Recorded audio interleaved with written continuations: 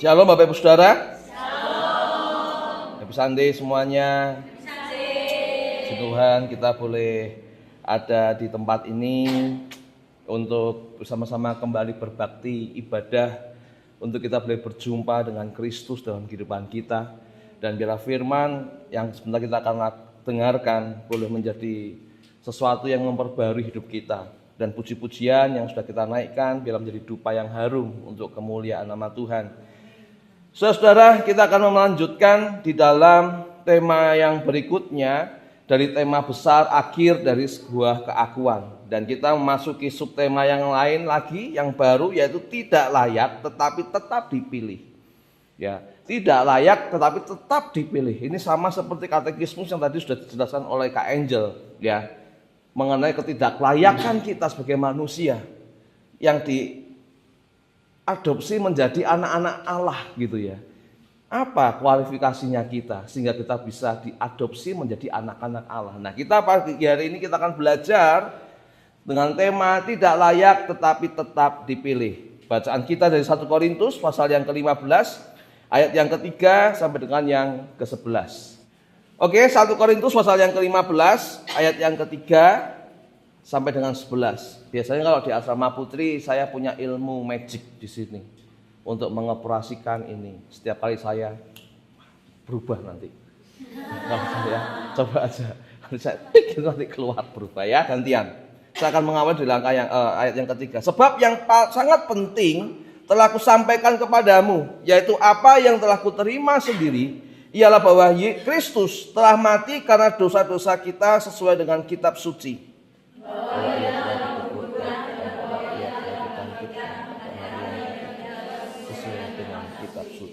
Bahwa ia telah menampakkan diri kepada Kefas dan kemudian kepada ke-12 muridnya.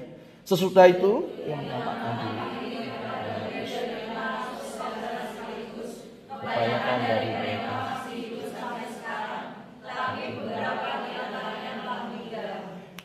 Selanjutnya ia menampakkan diri kepada Yakobus, kemudian kepada semua rasul.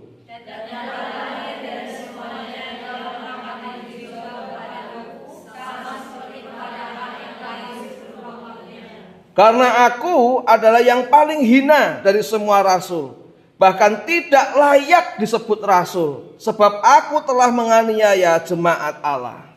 Tetapi karena kasih karunia Allah, aku adalah sebagaimana aku ada sekarang, dan kasih karunia yang dianugerahkannya kepadaku tidak sia-sia. Sebaliknya aku telah bekerja lebih keras daripada mereka semua, tetapi bukannya aku mengadakan kasih karunia Allah. Mari kita baca bersama. Sebab itu baik aku maupun mereka, demikianlah kami mengajar dan demikianlah kamu menjadi percaya. Berbahagialah kita yang sudah mendengar, membaca firman Tuhan, menaruh di dalam hati kita dan melakukannya dalam kehidupan kita sehari-hari. Mari kita berdoa.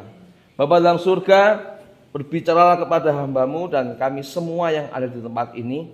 Biarlah firman yang kami dengar sebentar lagi Tuhan boleh membawa perubahan dalam hidup kami semua, membuat kami menyadari betapa besar kasih karunia-Mu untuk kami semua.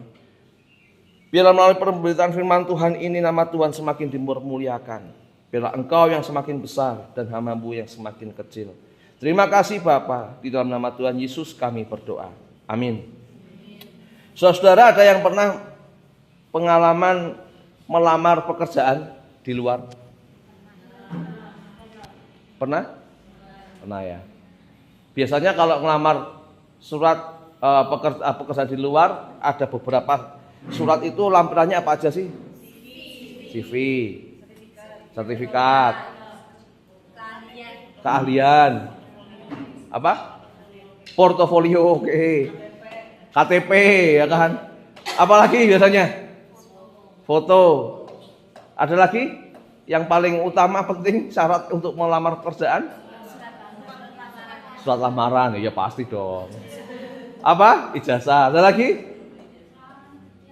Pengalaman kerja. Ada lagi?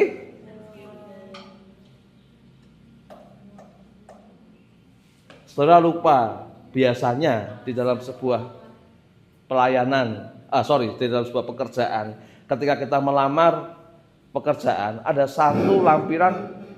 satu lampiran yang perlu kita sertakan, yaitu apa? Alasan kerja. Iya, pasti semua punya alasan kerja ya. Apa?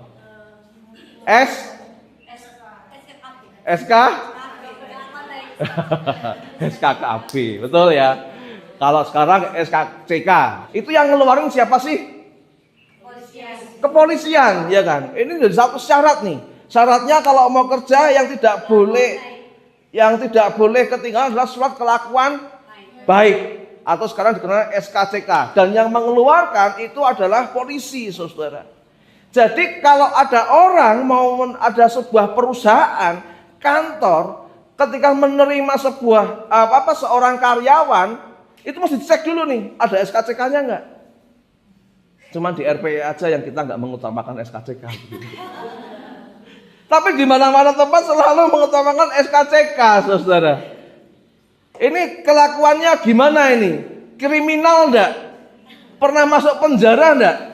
Ini pernah melakukan kesalahan enggak? Pelanggar hukum tidak? Menjadi syarat ketika sebuah perusahaan, kantor tahu akan hal ini, maka itu jadi satu pertimbangan, pedoman begitu ya, supaya ini bisa diterima. Karena kalau nggak ada SKCK, nggak bisa, saudara. Saudara, tetapi berbeda dengan syarat kelayakan untuk masuk sebuah perusahaan, saudara. Sebuah kantor mungkin perlu SKCK. Tapi kalau kita lihat pada pagi hari ini yang sudah kita baca dalam 1 Korintus 15, ketika Rasul Paulus diberikan jabatan seorang rasul, Rasul Paulus dipercaya untuk memberitakan Injil. Kalau hari itu gereja di Yerusalem minta SKCK, dapat nggak sih? Hah? Ini nggak layak ini. Sebagai pemberita Injil, mengabarkan kabar baik, Paulus ini nggak layak ini kalau jadi salah satu anggota kita. Sudah menganiaya jemaat, sudah banyak pembunuhan, nggak kepake lah. Ini tidak layak untuk menjadi bagian pemberita Injil. Saudara, Paulus menyadari hal itu, saudara. Paulus menyadari bahwa dirinya memang tidak layak, tetapi menarik. Yesus Kristus tetap memilih Rasul Paulus untuk menjadi seorang rasul, di mana ia dipercaya untuk memberitakan Injil Allah. Walaupun secara kualifikasi dunia, secara kualifikasi bapak-bapak gereja pada waktu itu nggak layak, tetapi di hadapan Tuhan, Paulus dilayakkan. Paulus menyadari bahwa dirinya tidak layak, saudara, jadi rasul. Tetapi Tuhan tetap memilih dan mengubah hidupnya. Dan inilah adalah kabar baik kita. Sama seperti yang diterima oleh Rasul Paulus dan juga kita sekalian. Bahwa, saudara, kabar baiknya adalah anugerah Allah yang diberikan bukan berdasarkan kelayakan. Melainkan karena apa? Kasih karunia. Ini saudara, ini adalah kabar baik saudara dan saya yang kita terima sama seperti Rasul Paulus terima. Bahwa anugerah Allah diberikan bukan berdasarkan kelayakan, melainkan karena kasih karunia. Karena kalau kita berdasarkan kelayakan, saya hakul yakin kita semua ini gak layak di hadapan Tuhan. Cuman persoalannya seringkali kita ini tidak sadar, tidak mau menyadari, tidak mau mengakui bahwa kita ini sebenarnya memang tidak layak. Atau mungkin jangan-jangan hari-hari ini kita masih merasa bahwa aku ini layak. Aku ini layak untuk menerima adopsi sebagai anak-anak Tuhan. Aku ini layak. Aku baik. Seringkali kita tidak menyadari hal itu, saudara. Oleh sebab itu, pada pembahasan pertama kita pagi hari ini, kita perlu belajar mengakui tentang ketidaklayakan diri. Kita perlu menyadari tentang ketidaklayakan diri. Ya, saudara, kita perlu mengakui ketidaklayakan diri kita. Mari kita perhatikan di dalam ayat yang ketiga sampai dengan ayat yang ke-9. Kita mau belajar bagaimana firman Tuhan menjelaskan Rasul Paulus pun mengakui ketidaklayakan dirinya sebagai rasul.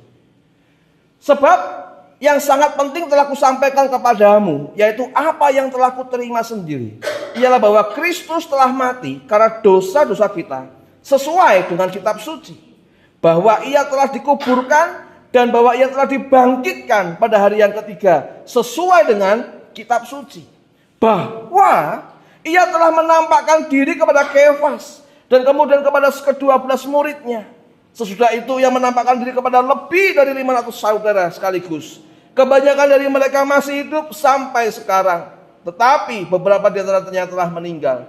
Selanjutnya, ia menampakkan diri kepada Yakobus, kemudian kepada semua rasul, dan yang paling akhir dari semuanya, ia menampakkan diri juga kepadaku, sama seperti kepada anak yang lahir sebelum waktunya. Karena aku adalah yang paling hina dari semua rasul, bahkan tidak layak disebut rasul, sebab aku telah menganiaya jemaat Allah. Nah, kita perlu belajar latar belakang kenapa sih kitab 1 Korintus ini ditulis. Nah, kita perlu juga tahu nih, apakah ini Rasul Paulus hanya asal menulis saja, ataukah Rasul Paulus ini hanya pokoknya menulis sok-sokan merendahkan hati gitulah, aku ini yang tidak layak dan lain sebagainya. Nah, kita perlu belajar backgroundnya, kenapa Rasul Paulus menulis kitab 1 Korintus ini. Saudara, kalau saudara membaca di awal-awal 1 Korintus pasal yang pertama, di situ ada satu perikop yang menjelaskan tentang perpecahan gereja. Karena pada waktu itu gereja di Korintus memang sedang ada di dalam sebuah perpecahan, di mana jemaat-jemaat di Korintus itu sudah mulai mengelompokkan diri masing-masing, menggolongkan diri masing-masing. Kamu golongan Paulus, kamu ini golongan Apolos, kamu ini golongan Kefas. Nah, ini mulai perpecahan. Nah, kalau gereja sudah mulai mengalami perpecahan, bahaya ini. Nah, ada yang mungkin di antara golongan itu, saudara ya, yang golongannya Kefas gitu ya. Wah, dia ngomong, aku ini jemaat dari golongannya Petrus. Kamu tahu kan Petrus itu adalah murid Yesus, rasul, sudah pernah melihat sendiri dengan mata. Wah, gitu saudara. Jadi 1 Korintus itu seperti itu. Petrus itu murid Yesus. Dia sudah melihat sendiri seperti apa Yesus disalib. Kamu golongannya siapa? Aku Apolos. Oh, Apolos kan cuma ahli Taurat. Dia ngerti memang betul kesaksian.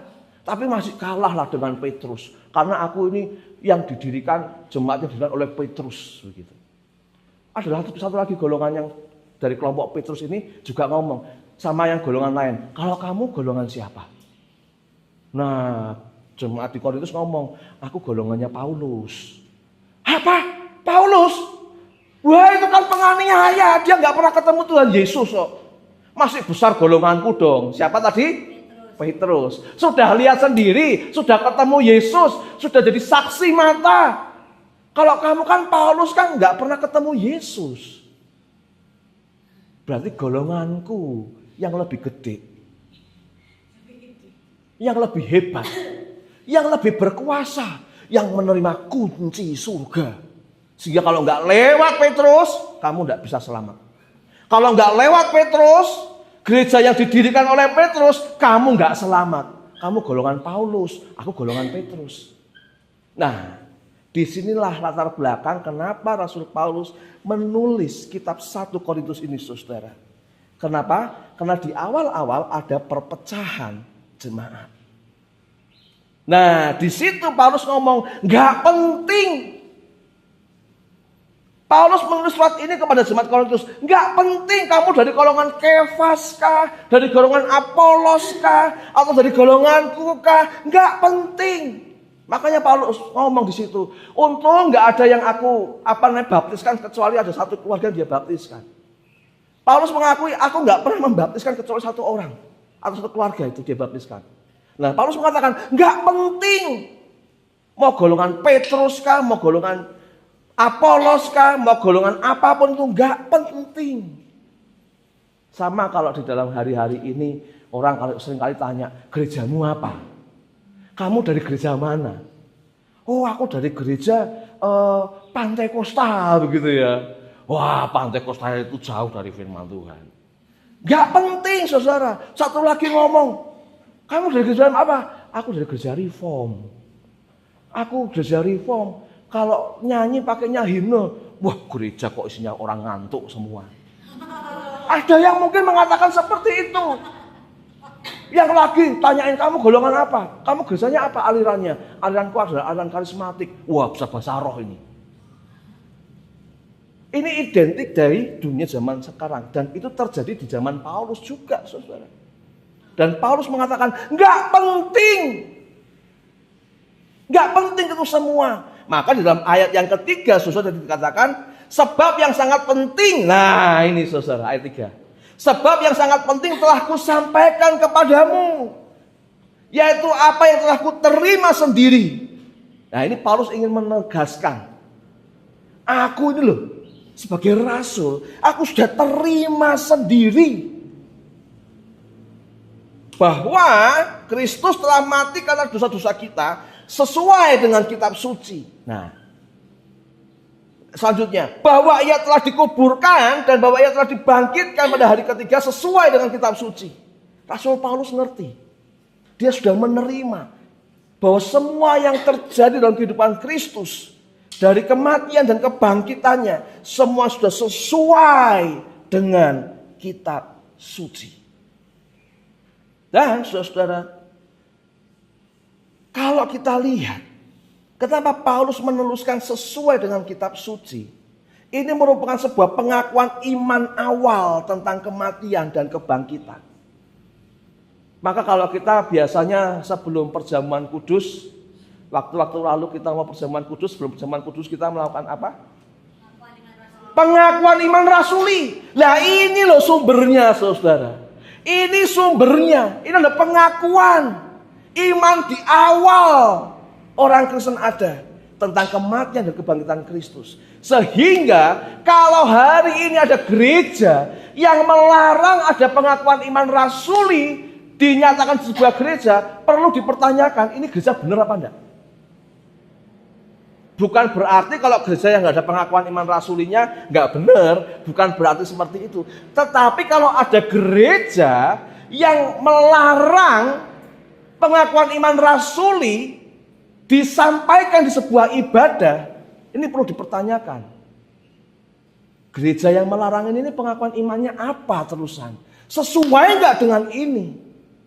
Ini adalah awal saudara, sebuah pengakuan iman. Maka ketika Paulus mengatakan bahwa sesuai dengan kitab suci, itu Paulus mengutip, merujuk kepada Yesaya 53 tentang hamba Tuhan yang menderita dan mati bagi dosa.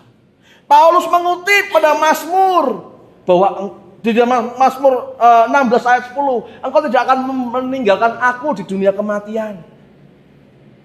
Paulus mengutip dalam Hosea pasal yang ke-6 ayat kedua, ia menghidupkan kita. Pada hari yang ketiga ia akan membangkitkan kita. Paulus mengutip kitab suci bahwa ini loh sesuai.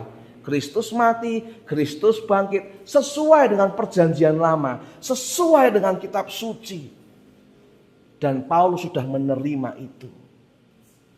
Nah, dari situ lalu Paulus mulai menceritakan urutan daftar yang sudah melihat menjadi saksi kebangkitan Tuhan Yesus. Paulus mulai mendata, saudara. Ini loh, yang pertama melihat sendiri Kristus itu bagaimana bangkit. Paulus langsung mengatakan yang pertama yaitu Petrus, Kefas. Setelah Petrus, ke-12 murid. Setelah ke-12 murid, 500 lebih orang sekaligus. Setelah 500 orang lebih sekaligus, Yakobus, saudara Yesus. Lalu kembali lagi semua rasul. Ini Paulus mendata. Dan yang terakhir adalah aku. Saudara,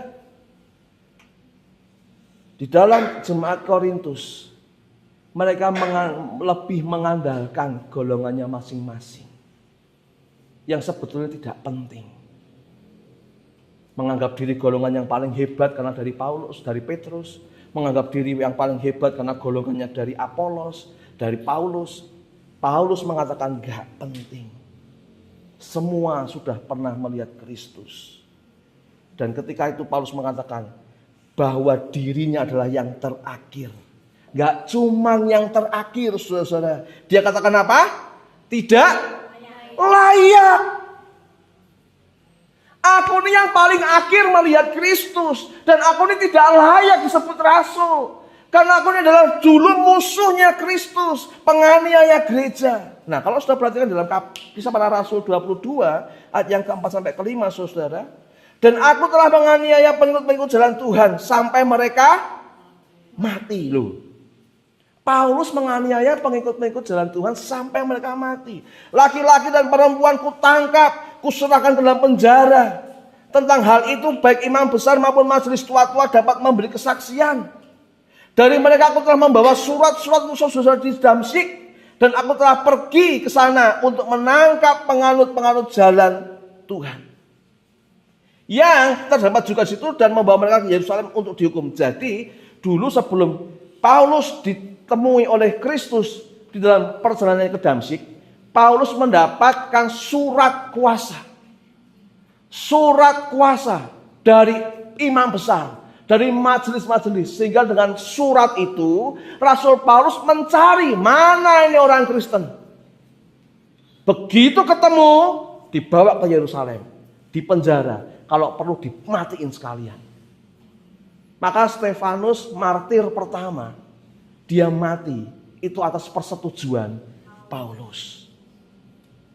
Dalam Kisah Para Rasul 26 ayat 19, saudara, Paulus menceritakan, bagaimanapun juga aku sendiri pernah menyangka bahwa aku keras bertindak menentang nama Yesus dari Nazaret.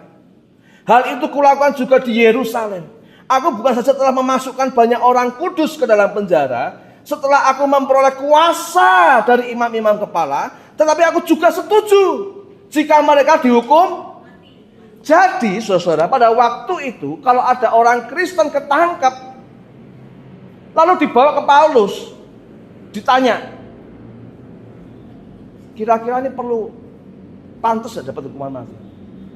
Paulus selalu mengatakan mereka ini layak dihukum mati.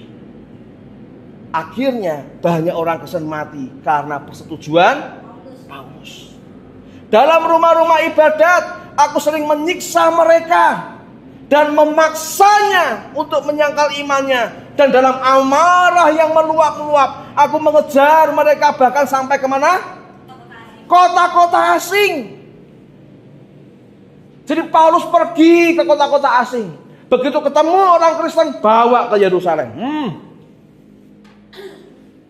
Di sidang sana, ketahuan imannya kepada Yesus, hukum mati. Nah, kalau sudah melihat seperti ini, untuk menjadi pemberita Injil, layak gak sih sebetulnya Paulus? Gak layak, saudara. Kalau saat itu para bapak-bapak gereja ya minta SKCK-nya Rasul Paulus, gak ada, gak keluar. Nggak ada SKCK-nya, nggak ada SKKB-nya. Surat keterangan kelakuan baiknya nggak ada. Karena semuanya kelakuan Rasul Paulus terhadap jemaat Kristus. Kelakuannya itu sangat-sangat berat sekali, saudara. Dan disitulah dia mengakui bahwa statusnya sebagai rasul bukan karena usahanya, tetapi karena penampakan Yesus yang berdaulat. Maka sekali lagi Paulus ingin menegaskan kepada jemaat di Korintus, nggak penting kamu ini golongan Paulus kah, nggak penting kamu ini golongan Petrus kah, nggak penting kamu ini golongan Apolos kah, nggak penting. Karena yang sangat penting sudah disampaikan kepadamu mengenai kematian dan kebangkitan Kristus. Yang terakhir, ia menampakkan diri juga kepadaku. Nah, Rasul Paulus, saudara, ia mengakui ketidaklayakannya untuk menjadi rasul. Maka di dalam 1 Korintus ayat yang ke-15 dan 9 saudara dikatakan bahwa karena aku adalah yang paling hina dari semua rasul, bahkan tidak layak disebut rasul. Dia mengakui kelemahannya, dia mengakui kekurangannya, dia mengakui ketidaklayakannya. Dia menyadari itu. Tetapi pada saat pagi hari ini, jika ada satu pertanyaan untuk kita, atau kita mau belajar fakta yang real hari ini, kita jauh seperti Rasul Paulus yang dia menyadari ketidaklayakannya. Hari ini kita nggak pernah bisa menyadari betapa sulitnya kita mengakui ketidaklayakan kita di hadapan Tuhan. Faktanya, kita sulit jika harus jujur tentang kesalahan dan kegagalan masa lalu kita. Betul Pak, betul. Kita selalu mengatakan, ya memang sih aku nih begini, tapi dulu aku tuh juga orang baik loh. Kita seringkali susah untuk mengakui kegagalan kita dan kesalahan kita masa lalu. Kita masih sering merasa tidak bersalah dan merasa lebih baik dibandingkan dengan orang lain. Betul Pak, betul? Wah, siapa yang masih kepikiran, aku nih harusnya nggak di sini. Yang di sini papa mamaku. Harusnya suamiku yang di sini, bukan aku. Harusnya Koko sama ciciku yang di sini, bukan aku. Aku ini orang baik kok. Yang salah itu papa mamaku. Berapa banyak masih seperti itu? Banyak ya. Bertobatlah. Hari kita belajar. Rasul Paulus mengakui, saudara, ketidaklayakannya, kesalahannya, kegagalannya. Kita ini saudara masih sering tidak terima diperlakukan dengan tidak adil dengan berada di tempat ini atau berada di situasi yang tidak diinginkan. Harusnya aku nggak mengalami ini Tuhan. Nggak adil Tuhan. Berapa banyak kita masih seperti itu? Kenapa kita seperti itu? Mengapa kita sulit untuk mengakui kesalahan kita? Mengapa kita sulit mengakui kegagalan kita? Karena masih ada natur dosa yang menguasai hidup kita. Karena hidup kita masih dikuasai oleh natur dosa. Membuat kita nggak bisa mengakui kesalahan dan kegagalan dan keburukan kita. Maka saudara-saudara perhatikan baik-baik. Natur dosa dalam diri membuat kita sulit merendahkan hati dan mengakui bahwa sebenarnya kita ini memang tidak layak menerima semua kebaikan Allah. Karena kita lebih senang dengan kebaikan versi kita sendiri daripada kebaikan versi Allah. Natur dosalah yang membuat kita ini sulit merendahkan hati dan mengakui memang sebenarnya kita ini nggak layak menerima semua kebaikan Allah di tempat ini, nggak layak. Jangan berpikir saudara-saudara bahwa kita ini karena kebaikan kita maka kita bisa menerima kebaikan kita. Menerima kebaikan dari Allah itu karena kebaikan kita. Jangan pernah berpikir seperti itu saudara. Karena kita nggak layak menerima semua kebaikan Allah. Kita lebih senang dengan versi kebaikan kita. Baikku, aku di rumah. Nggak ada doa pagi. Bisa bangun jam 10. Jam 11, baik tidurku cukup panjang gitu ya. Itu baik versinya kita. Oh, kalau di rumah kan bebas, nggak ada aturan, mau ngapa-ngapain bisa, itu yang baik. Kita nggak pernah menyadari di tempat ini kita sedang diproses untuk menerima kebaikan Allah. Seharusnya kita nggak pantas menerima kebaikan Allah. Melihat kegagalan kita, kesalahan kita. Mungkin pantasnya kita di jalan nggak mandi, it's okay. Mau berapa lama nggak mandi? Setahun, 2 tahun. Bulukan, panuman dan segala macam.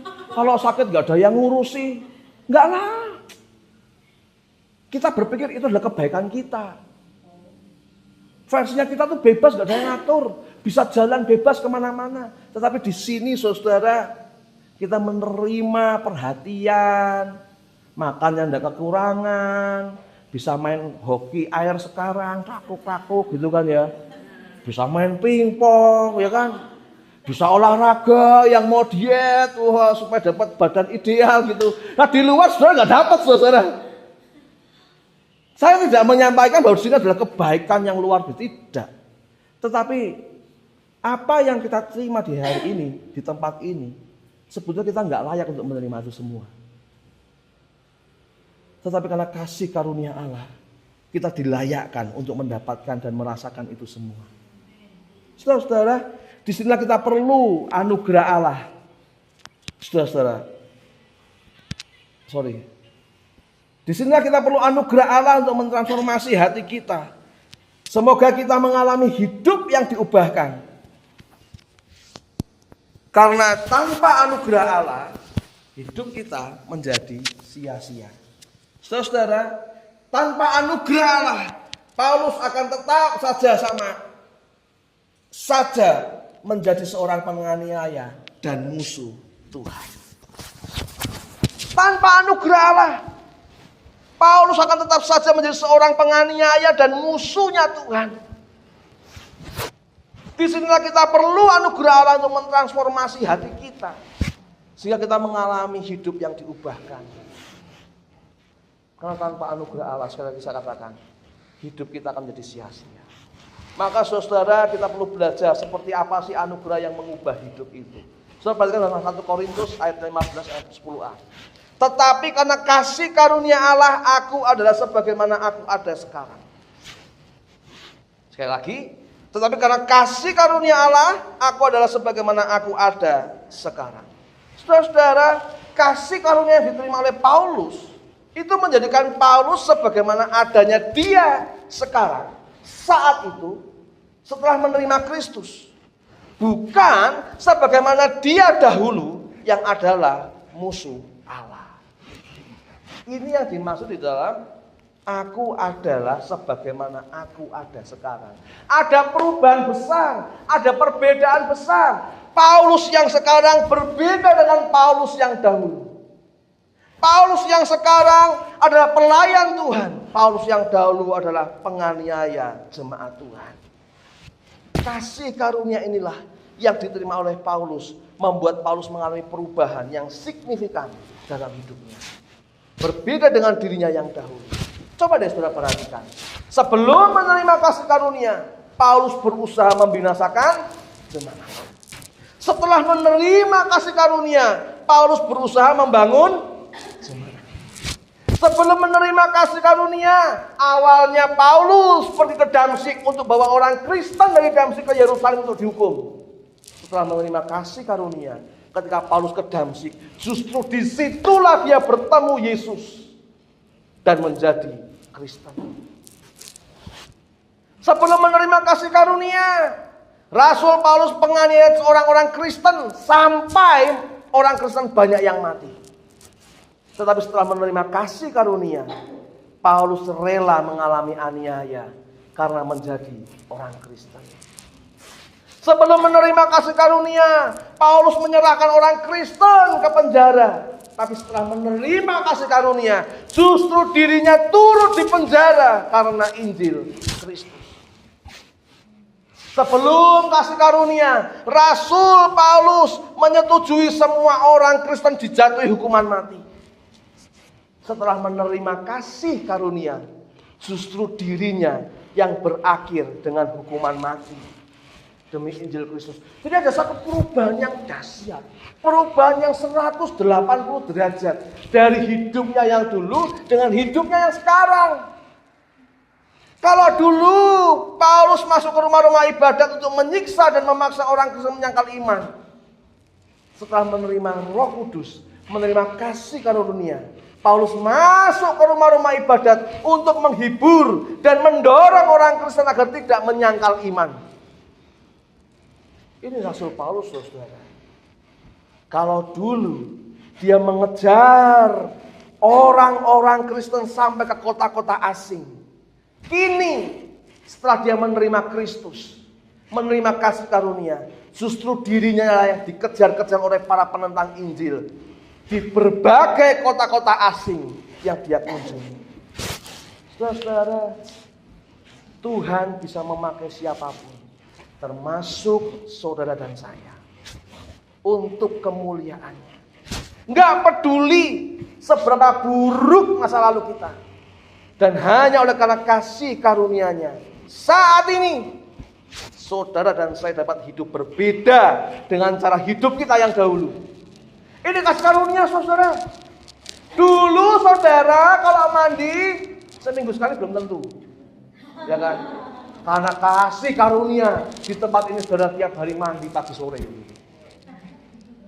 Dulu saudara kalau hidupnya itu sembarangan, tidurnya malam, bahkan sampai subuh nggak tidur, jam 1, jam 2 baru tidur dulu.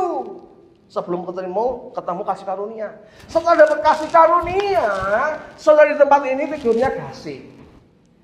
Ayo, habis doa malam tidur, ya kan? Pagi bangun doa pagi sudah seger, hidupnya mulai kembali teratur.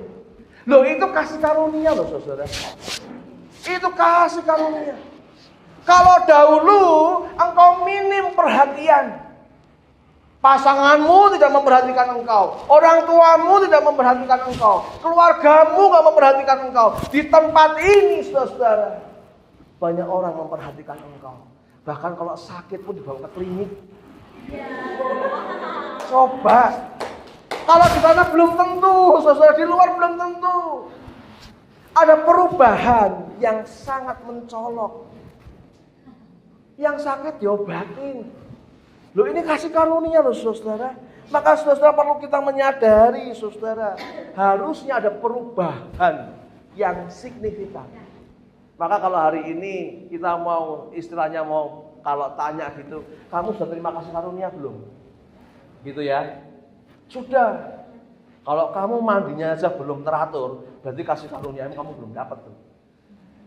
Karena sudah perubahan yang mencolok, yang berbeda antara hidup yang dulu dengan yang sekarang. Makanya saudara, di poin yang ketiga kita akan belajar, dipilih. Saudara saya dipilih agar hidup bagi kemuliaan Tuhan. Mengapa engkau dan aku ada di tempat ini? Ingat, ketika engkau dan aku di tempat ini bukan statusnya dibuang. Saudara dan saya dipilih berada di tempat ini, itu bukan untuk disingkirkan. Tetapi saudara dan saya di tempat ini dipilih agar engkau dan aku hidup bagi kemuliaan Tuhan. Maka dalam 1 Korintus 15, 10b dan sampai 11 katakan, dan kasih karunia yang dianugerahkannya kepadaku tidak sia-sia. Sebaliknya, aku telah bekerja lebih keras daripada mereka semua. Tetapi bukannya aku, melainkan kasih karunia Allah yang menyertai aku. Sebab itu, baik aku maupun mereka, demikianlah kami mengajar dan demikianlah kamu menjadi percaya. Saudara, ini loh saudara, orang yang sudah menerima kasih karunia, biasanya, seharusnya, normalnya, orang tersebut akan bekerja, akan berusaha lebih keras. Dalam mengerjakan sesuatu, itu akan lebih serius, akan lebih sungguh-sungguh. Paulus berkata, aku bekerja lebih keras dari mereka semua. Kalau saudara baca ayat ini, penilaian pertama, saudara apa kata Paulus? Hah? Hebat. Terus? Wah. Ada lagi mungkin yang berpikir, sombong amat sih Paulus ini. Benar gak sih? Ini kok sombong banget sih Paulus. Dia merasa bahwa dirinya adalah bekerja lebih keras dari mereka semua. Sombong amat. Saudara, kalau kalimat itu diucapkan oleh Rasul Paulus berhenti pada sampai satu titik gitu ya. Aku bekerja lebih keras dari mereka semua. Titik. Nah, itu baru sombong. Betul? Itu belum selesai. Rasul Paulus ngomong, belum selesai. Aku memang bekerja lebih keras dari mereka semua. Perhatikan apa selanjutnya? Tapi bukan aku. Tetapi bukan aku, melainkan kasih karunia Allah yang menyertai aku. Jadi, para pekerja RPE, pelayan Tuhan, Bapak Ibu Saudara semua di tempat ini, kalau engkau bisa bekerja baik, kalau engkau bisa bekerja keras, kalau engkau bisa merawat tanaman dengan baik, kalau engkau bisa menghasilkan sesuatu yang baik dalam hidupmu, itu karena apa? Kasih karunia. Wow. Itu kasih karunia Allah. Kasih karunia Allah tidak membuat kita lebih santai-santai, leha-leha gitu. Orang yang dipenuhi oleh kasih karunia justru bekerja lebih keras. Itu bukti, itu tanda orang itu ada kasih karunia apa tidak. Buktinya apa? Dia bisa berusaha lebih keras dan dia menyadari bukan aku, tetapi kasih karunia Allah yang menyertai aku. Usaha yang terbaik, kerja keras yang kita lakukan, bukan untuk kita menyombongkan yang paling hebat, yang paling disertai, yang paling direstui, yang paling pintar, yang paling cerdas. Tidak. Kalau kita bekerja keras, berusaha yang terbaik, itu tidak lain sebagai ucapan syukur atas anugerah Tuhan yang sudah kita terima. Saudara-saudara, Paulus sangat menyadari jika itu dapat lebih sungguh-sungguh. Paulus menyadari kalau dia bekerja lebih keras lagi. Paulus menyadari bahwa itu bukanlah dirinya, melainkan kasih karunia Allah yang menyertai dia. Dan hidupnya menjadi bukti nyata bahwa kuasa Tuhan yang kuat mengubah seseorang yang tidak layak menyandang jabatan rasul justru menjadi rasul yang sangat berpengaruh dalam perkembangan gereja di dunia. Berapa jumlah kitab di Perjanjian Baru? Wah, pintar. Ya, hebat. Saudara tahu 27 kitab di Perjanjian Baru. 13 kitab itu karyanya siapa? Paulus. Dia menulis lebih banyak daripada rasul-rasul lainnya. Tetapi Paulus menyadari itu bukan karena aku, tetapi karena apa? Kasih karunia. Kalau Rasul Paulus bisa menulis 13 kitab, itu karena kasih karunia yang menyertai dia. Saudara-saudara, bukankah demikian juga seharusnya kita dalam merespon anugerah Allah? Yaitu dengan bekerja keras, dengan mengusahakan yang terbaik dalam hidup ini. Rasanya berat Pak, tiap hari minum obat Pak. Tetapi saudara paham, justru disitulah kalau kita bisa minum itu karena kasih karunia kita yang Tuhan berikan kepada kita, menyadarkan kita untuk kita bisa melewati hari demi hari dengan baik walaupun harus minum obat. Saudara-saudara, kualifikasi apa sih? Kualifikasi apa yang saudara dan saya miliki sehingga hari ini kita layak menerima anugerahnya? Apa kualifikasimu? IP 4? Apa kualifikasimu? Kalau engkau layak menerima anugerah Allah? Karena engkau pelayanan?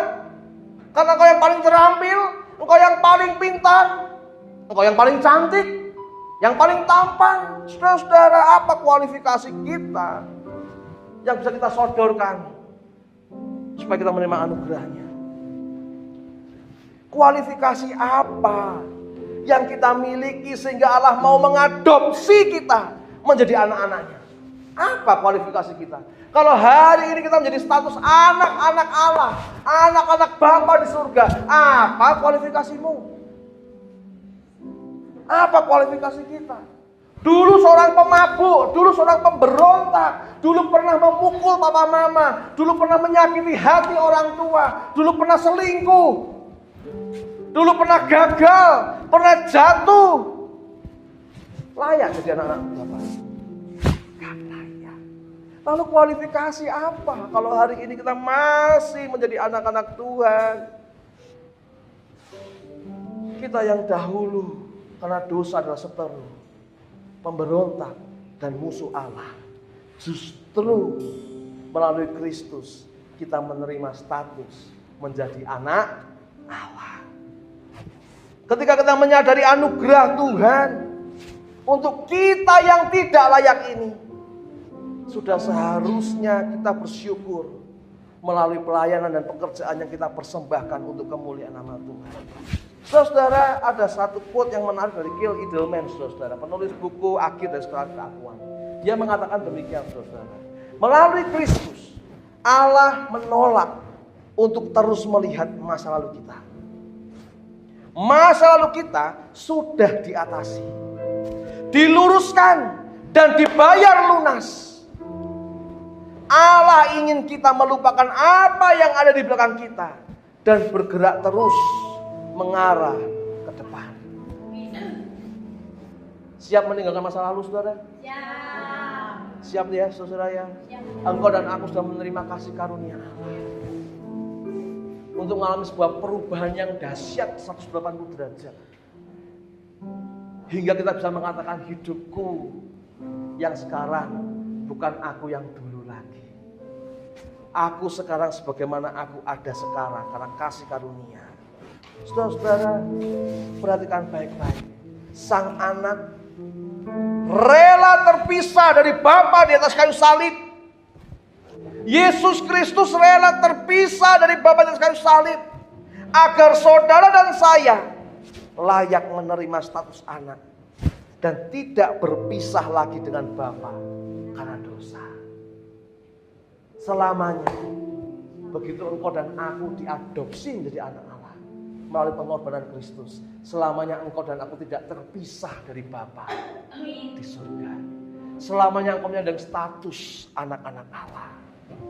Saudara, sang sumber berkat harus menanggung kutuk akibat dosa, agar kita yang seharusnya menerima kutuk dilayakkan menerima berkat kasih karunia.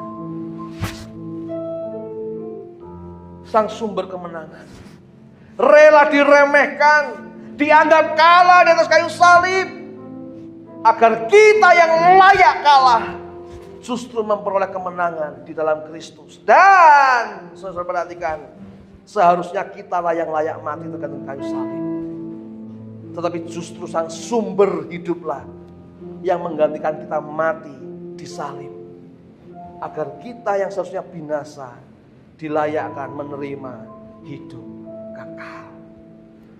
Engkau dan aku sudah menerima kasih karunia. Setiap orang yang mengaku Yesus Kristus adalah Tuhan, di dalam hatinya ada Roh Kudus yang akan terus menyertai, mendampingi, memimpin kita untuk bisa melakukan pekerjaan yang terbaik, pelayanan yang terbaik, mengusahakan yang terbaik, meninggalkan masa lalu yang buruk, hidup kepada kualitas hidup yang lebih baik. Semua karena kasih karunia. Puji syukur, biarlah firman Tuhan pagi hari ini boleh membuat kita boleh tersadar kembali betapa besar kasih karunia Tuhan dalam kehidupan kita melalui Kristus, Tuhan penebus.